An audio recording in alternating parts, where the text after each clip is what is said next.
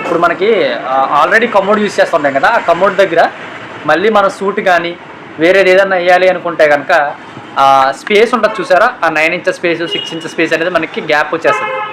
దాన్ని అడ్జస్ట్ చేయాలంటే కనుక మనకి పాన్ కనెక్టర్ కంపల్సరీ కావాలి. ఇది వచ్చేసి 45 డిగ్రీస్ పాన్ కనెక్టర్ అనమాట. దీంట్లో స్ట్రైట్ కూడా ఉంటాయి. ఇది ఏంటంటే 45 డిగ్రీస్ అనమాట. అంటే ఒక 2-3 ఇంచెస్ మనకి ఫ్రంట్ అయినా బ్యాక్ అయినా దీని ద్వారా మనం యూజ్ చేసుకున్న దాన్ని ఏంటంటే మనం ఏమి మార్చుకోండి, ఏమి కొట్ట అవసరం లేకుండా ఈ పాన్ కనెక్టర్ యూజ్ చేసుకుని ఆ సూట్లు అనేవి ఫిట్ చేసుకోవచ్చు ఈజీగా. సో ఇది ఏంటంటే మనకి కింద ఆ సూట్కి కింద బాగా ఉంటుంది కదా, మనం వాచ్ రాస్తాం కదా, అది తీసుకొచ్చి దీంట్లో పెడతాం.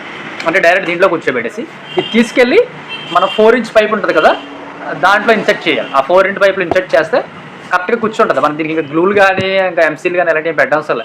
ఇది పీవీసీ లబ్బర్ టైప్లో ఉంటుంది అనమాట. చాలా ఫ్లెక్సిబుల్గా ఉంటుంది, హెవీ క్వాలిటీతో ఎలక్ట్రిక్ వాచ్ కూడా ఇస్తాడు. ఇది ఏంటంటే దాన్ని గట్టిగా పట్టుకుని కూర్చుంటుంది, లీకేజ్ లేకుండా చూస్తుంది అనమాట మెయిన్ దీని పర్పస్.